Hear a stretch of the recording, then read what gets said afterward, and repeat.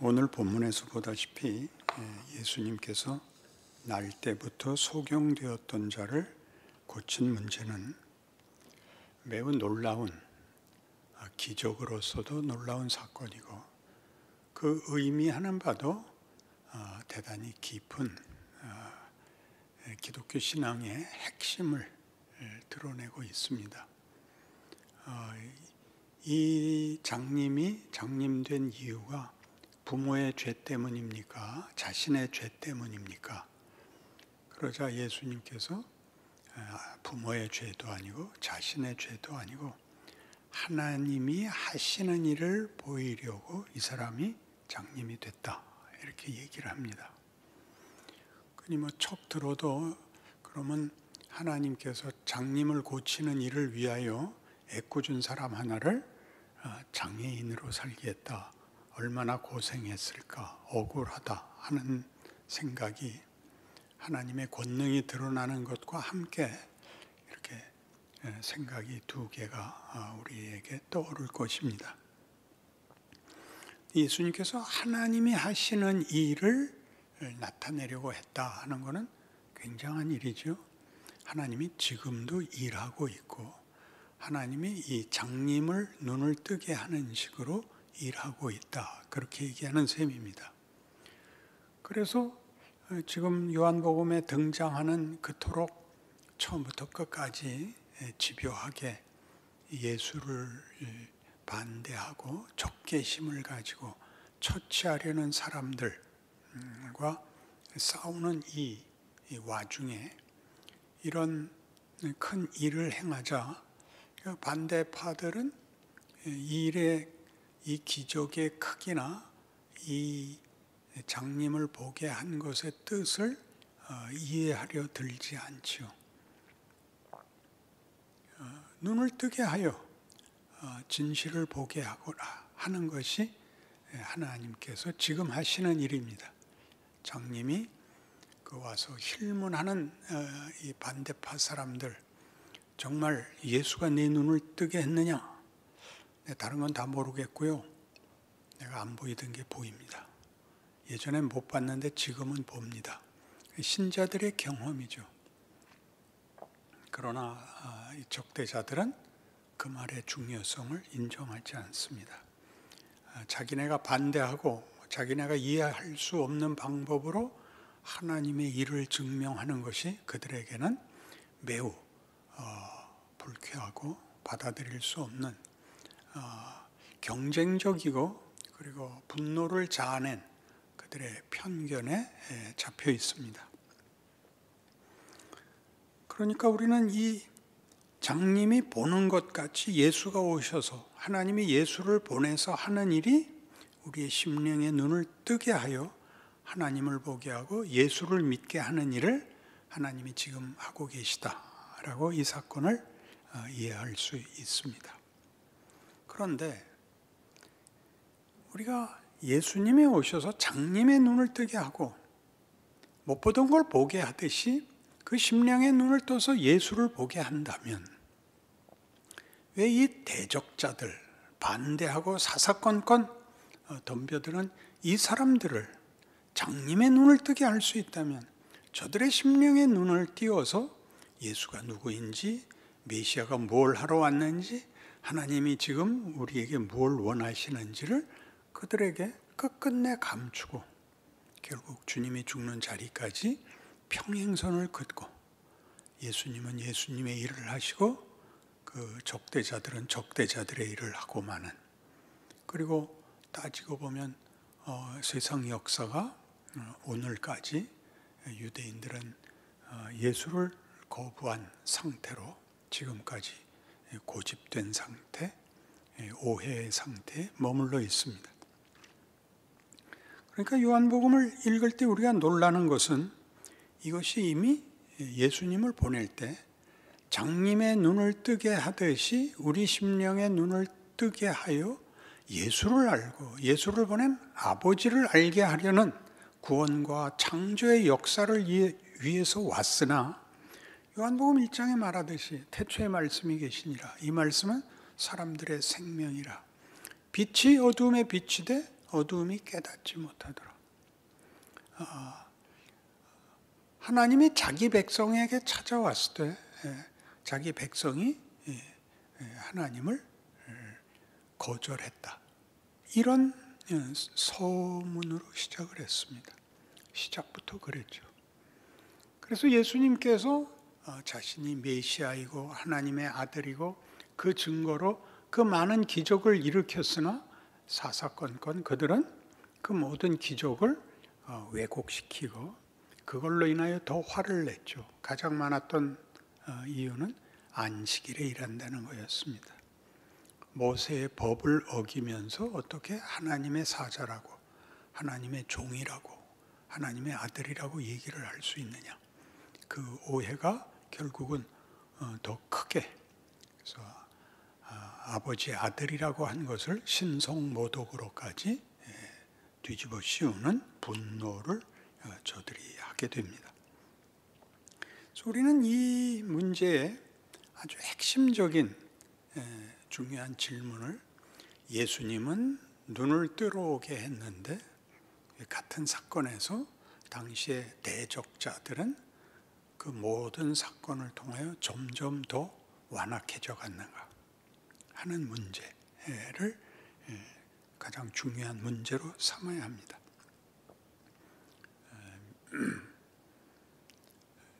예수님이 부활과 기적과 부족할 것이 없는 많은 증거들을 제시했으나 반대자들은 끝까지 회개하지 않았고 지금까지 그러고 더더욱 어려운 것은 예수님으로 인하여 은혜를 입고 눈을 뜨게 된 자들도 그의 신앙생활에 있어서 눈을 뜬 것이 만족스럽지 않은 눈을 떴으면 그 다음엔 다른 무슨 시험이나 걱정이나 딴 생각이 나지 않아야 되는데 어려움을 겪고 있어서 도대체 눈을 떴다는 게 어느 만큼의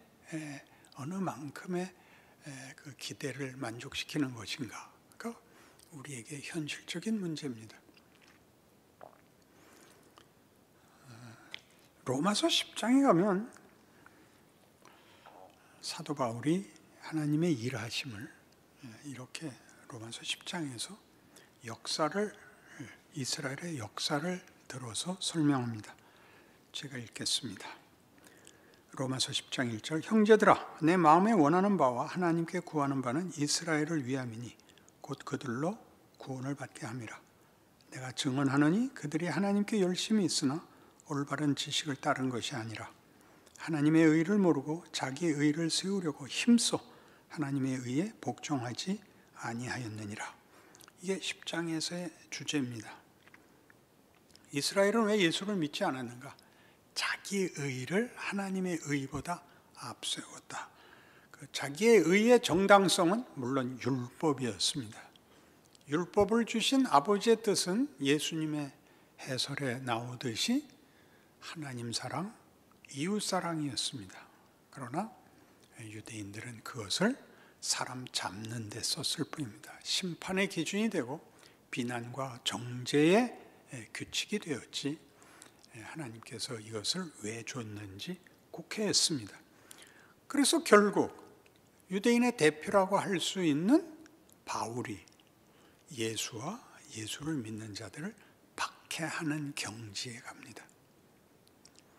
하나님이 율법을 주었지만 그 율법으로 하나님을 반대하는 자리까지 서두에 얘기한 대로 하자면 자기 의를 세우려고 하나님의 의를 반대하는 자리에까지 오게 된 겁니다.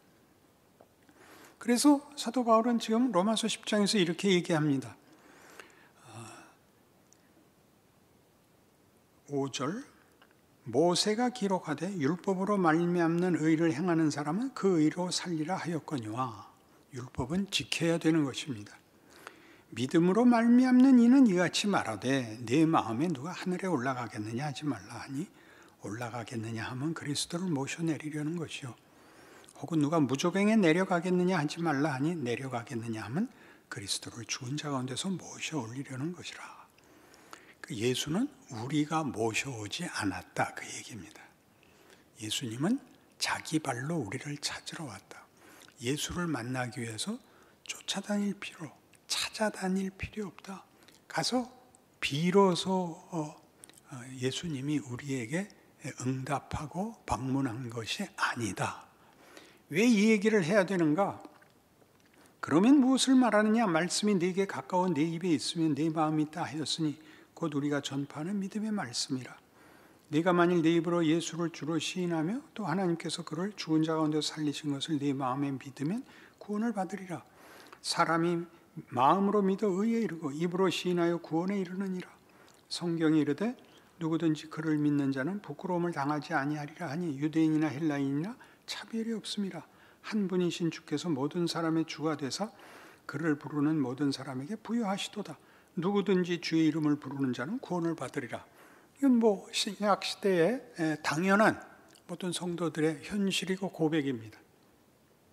이 얘기가 왜 앞에 율법은 행해야 보상을 받는 것이고 믿음은 찾아가고 돌을 깨우치고 할 문제가 아니라 믿음이 우리 마음에 들어왔다는 거죠. 믿음은 예수는 우리 마음에 들어와서 우리가 밖으로 찾아나갈 필요가 없이 우리 안에 쑥 들어오더래요. 뭘로 증명할 수 있죠? 우리가 예수를 믿더라 말입니다. 예수를 만난 적도 없는데 먼저 믿은 사람들을 통해서 믿었죠. 하여튼 우리는 예수를 부르고 예수를 믿습니다. 우리가 돌을 깨우치기 위하여 산에 올라가고 어떤 경을 읽고 무슨 수련을 하고 그런 게 아니라 어떻게 된 건지 어느 날 내가 예수를 믿고 예수가 누군지를 알더라는 것이죠. 그 얘기를 여기 왜 꺼내느냐 하면 그럼 네가 예수를 만들었느냐? 네가 믿는 예수는 어디서 왔냐? 누가 전해줬지? 그래서 그 이름을 들었지? 그리고 믿게 됐지? 그럼 그 사람은 어떻게 너한테까지 와서 예수를 믿으라 그랬겠냐? 누가 보냈지? 하나님이 보냈지. 그러니까 이 믿음은 하나님으로부터 출발하여 우리 마음판에다 썼죠. 예레미야 31장에 나오는 새 언약이 그렇듯이 어떤 외적 규칙과 어떤 법칙을 따라서 열매가 맺힌 게 아니라 하나님이 예수 안에서 이루신 그 구원을 전도자와 증거자를 통하여 우리 귀에 들려줬을 때 우리가 듣고 이상하게 마음에 화합을 하고 마음에 받아들였습니다. 하나님이 일하시죠. 이 장님을 보게 하는 것 같이 고린도후서 4장 6절에 의하면 빛이 있으라 하며 빛이 있었던 것처럼 예수 그리스도의 얼굴에 있는 하나님의 영광을 아는 빛을 우리에게 비추셨느니라. 창조죠, 창조. 그러니까 이 창조가 어디서 왔냐? 내 안에서 자생적이거나 내가 만든 산물, 결과물이 아니라 밖으로부터 이렇게 받았다는 거죠. 그래 놓고 입구중을 합니다. 같은 로마서 10장 16절. 이렇게 하나님이 당신의 복음을 이스라엘 백성에게 온 세상에게 증거했지만 10절 16절 그러나 그들이 다 복음을 순종하지 아니하였도다. 이사야에게 이르되 주여 우리가 전한 것을 누가 믿었나이까 하였다.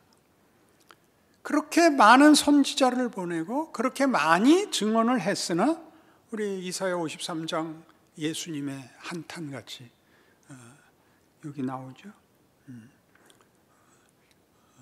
누가 우리의 전한 것을 믿었는가?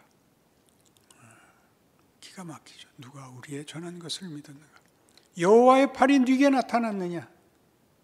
나타났어도 보아도 들었어도 반응하지 않았다. 그리고는 다시 말해요. 그러므로 믿음은 들음에서 나며 들음은 그리스도의 말씀으로 말미암았느니라. 여기 그리스도가 등장을 해요. 누가 와서 전해주고 그 전해준 말을 들었을 때 우리가 그거를 영접한 것은 예수가 지금 여기 실로암 목가에 가서 눈을 씻으라 한 그 능력, 그 구원의 하나님의 은총으로 그 들은 바, 그 증언을 듣고 우리 마음에 빛이 비치고 생명이 생겨나는 것입니다. 하나님이 하시는 일이죠. 신약시대, 교회 시대를 열었던 그 부흥과 그 자랑이 다 예수로 말미암는 것이고, 세상 사람들은 보십시오. 안 믿는 사람들은 하나님이 그 마음에 빛을 주시지 않으면, 하나님께서 그 눈을 만져주시지 않으면, 그 심령에 찾아가지 않으시면 같은 말을 듣고 모두가 다 이 시대에 이런 사람들 같이 반대의 자리를 고집하게 됩니다. 여기서 쉽게 그러니까 믿어야 돼 라든가 그러니까 거부하면 안 돼 이렇게 그런 식으로 선택의 문제가 아니라 예수님께서만이 눈을 뜨게 할 수 있고 예수님께서만이 항복을 시킬 수 있다면 왜 모두에게 하지 않았습니까? 이렇게 물어야 되는 거죠. 왜? 그리고 영접하고 믿은 자에게 왜 믿은 자의 어떤 보상을 지금 주지 않습니까? 까지 이 질문이 계속되어야 됩니다. 그래서 이 10장 18절부터 이런 다들 약간 이해하지 못하고 넘어가는 말씀들, 구약의 인용들이 나옵니다. 그러나 내가 말하노니 그들이 듣지 아니하였느냐? 그렇지 아니하니 그 소리가 온 땅에 퍼졌고 그 말씀이 땅 끝까지 이르렀도다 하였느니라. 그들은 왜 안 믿었을까요?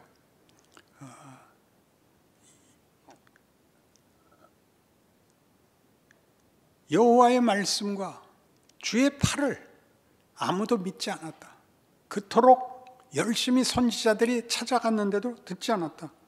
그리고 17절이 그러므로 믿음은 들음에서 나며 들음은 그리스도의 말씀으로 말미암았느니라 인데도 결과되지 않았다면 듣지 못했기 때문이다 라는 변명이 나올 수 있다. 그러자 그 소리가 온 땅에 퍼졌고 그 말씀이 땅 끝까지 이르렀다라는 시편 19편이 인용됩니다. 시편 19편을 이 로마서 10장 차원에서 어떻게 인용하는지 제가 읽어볼게요.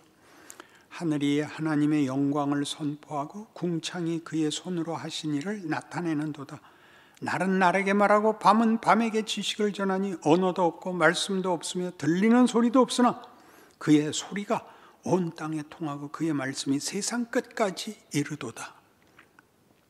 창조세계에 예수님 오시기 전에는 창조세계가 절망이었고 공포였고 죽음이었을 것입니다. 그러나 예수님 이후로는 십자가의 부활 이후로는 어느 유명한 분의 표현같이 온 우주에 부활의 영광이 충만하도다 이렇게 선언한 것이 맞습니다. 그게 우리가 가지는 고백이요 자랑입니다. 왜 그런데 아직도 믿지 않는 자가 있느냐? 아직도 반대하는 자가 있느냐? 왜 우리는 믿었는데도 그 부활의 영광이 충만한 세상에서 왜 우리는 이렇게 고단하게 살아야 되느냐? 내 마음은 왜 밤낮 왔다 갔다 하느냐? 하는 것들은 약간 2차적인 문제입니다. 로마서 10장이 하고 싶은 얘기, 하나님이 지금 일하고 있다는 거죠. 조금 더 볼게요. 10장으로 돌아오셔서 19절. 그러나 내가 말하노니 이스라엘이 알지 못하였느냐? 먼저 모세가 이르되 내가 백성 아닌 자로서 너희를 시기하게 하며 미련한 백성으로 너희를 노엽게 하리라. 신명기 32장에서 모세가 죽기 직전에 마지막 유언에 나오는 예언입니다. 너희가 이 광야 생활을 하는 동안 하나님 앞에 불평하고 배신을 때린 게 한두 번이냐? 그리고 너희는 여기서 우상까지 섬겼다. 하늘의 별들을 섬기고 너희 하나님을 진노케 했다. 하나님이 이렇게 그래서 분노하셨다. 너희가 나를 버렸으니 나도 너희를 버려서 너희가 나를 버리고 이방신을 섬긴 것 같이 내가 내 백성을 버리고 나를 모르는 백성들을 내 백성을 삼아서 너희에게 분풀이를 하겠다. 너희를 시기하게 하겠다. 그게 나와요. 그게 우리 이방이에요. 이제 와서 보면. 그니 이스라엘이 순종했으면 우린 큰일 날 뻔했죠. 이런 거는 자세히 무슨 수학 공식같이 얘기하려고 하는 게 아니라 수사적으로 이스라엘의 실패에도 불구하고 하나님의 은혜는 더욱 넘쳐서 순종했으면 더 순조로운 어떤 방법으로 우리가 다 주 앞에 부름을 받았겠지만 저들의 실패에도 불구하고 넉넉한 은혜가 우리한테까지 왔다 하는 데서 놀라죠. 하나 더 있어요.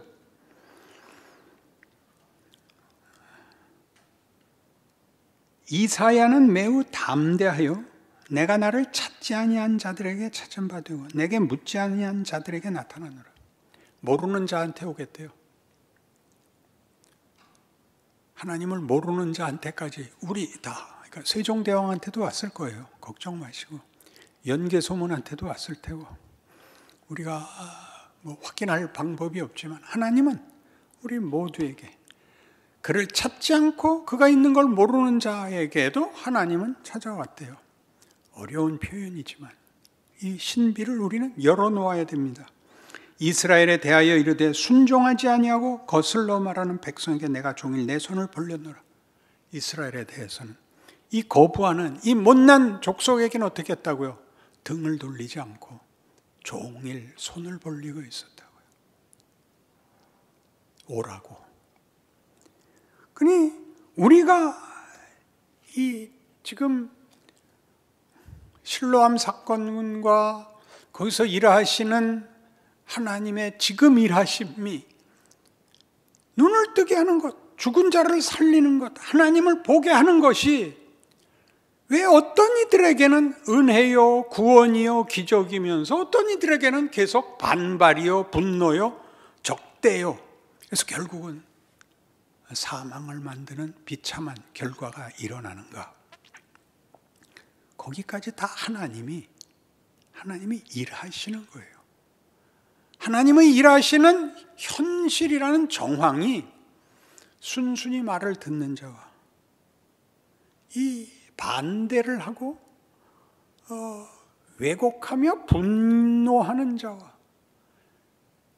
방관하고 구경하는 자로 그 청중을 강요하지 않은 채 일하고 있답니다. 하나님이 일하고 계십니다. 나는 구하지 않은 자에게도 나타나겠다. 나를 거절한 백성에게도 나는 종일 손을 벌리고 기다리겠다. 그분이 하나님이라면 그러면 우리가 예수를 믿고 예수로 인하여 우리 심령이 눈을 뜬 자로서 하나님의 이 일하심 우리가 생각하면 단순하게 통쾌하게 안 믿는 사람은 갖다 처벌하고 믿는 사람만 모아놓으면 간단한 심판을, 간단한 세상을, 온 우주에 충만한 부활의 권능과 증거와 능력을 가지시고 이걸 놓고 일하시는 그 과정을 함께 씨름하시는 우리의 탄식과 간절함보다 더 크게 이스라엘아, 에브라임아, 내가 어찌 너를 놓겠느냐? 내가 어찌 너를 아드마같이 놓겠느냐? 스보임같이 놓겠느냐? 내 속에서 내 마음이 불붙듯 일어나 너희를 향하여 내 긍휼이 솟구치지 아니하냐? 이 마음에 합한 삶을 살아내야 되는 것입니다. 우리의 결론은 너무 조급합니다. 하나님의 결론은 깁니다. 못난 자들을 기다리시고 항복의 과정을 허락하시는 하나님 때문에 예수를 믿고 더더욱 진실하게 열심히 믿는 사람에게는 하나님이 야속할 수 있습니다. 그러나 하나님은 제일 못난 것을 구원하기까지 먼저 믿은 자들의 인내와 기다림과 기도를 요구하고 있습니다. 이 하나님이야말로 정말 하나님 아닌가요? 우리는 모세에게서나 바울에게서나 그들이 때가 찰 때까지 많은 고생을 한 것을 기억합니다. 모세가 미디안 40년을 보내는 것은 그에게 다만 시간만 재고 있었던 시간이 아니라 그 못난 이스라엘 백성과 광야 40년을 떠돌 수 있는 실력을 만드는 시간이었고, 사도 바울이 스데반을 죽이듯 펄펄 뛰었던 그의 열심은 그 후에 예수를 만나고 나서 바울이 예수만 찾아가지 않죠. 예수님이 바울을 찾아오시죠. 너는 이방의 사도가 될 것이라. 임금들과 왕 앞에 설 것이라. 그리고 얼마나 네가 고난과 해를 받아야 할지 필설로 설명할 수 없다.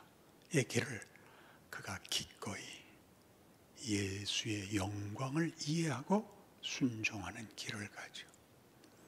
어려운 것을 감수하고 죽음을 각오하고 하는 이 어떤 처절함과 지극함이라는 이런 감성적 표현이 아니라 실제로 해내는 믿음의 진지함, 하루를 하루씩 채워나가는 성실함, 세상을 운영하시는, 일하시는데 우리 눈에 마음에 들지 않는 이 하나님의 방법이 얼마나 크고 얼마나 웅대하고 얼마나 굉장한 일에 우리를 동역자로 우리의 삶을 쓰신다고 우리에게 말씀하고 계시는가, 그렇게 깨달으시는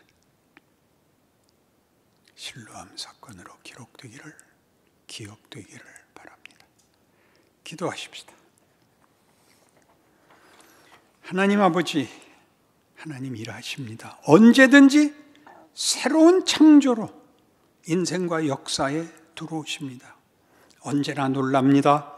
우리가 읽는 성경에 기록된 기적들보다 더 큰 기적이 지금 우리 시대에 나와 함께 벌어지고 있다고 믿습니다. 우리의 기도를 요구하시며 우리가 주께서 하시는 일에 온 마음과 정성을 기울여 순종하기를 원하십니다. 고단한 길입니다.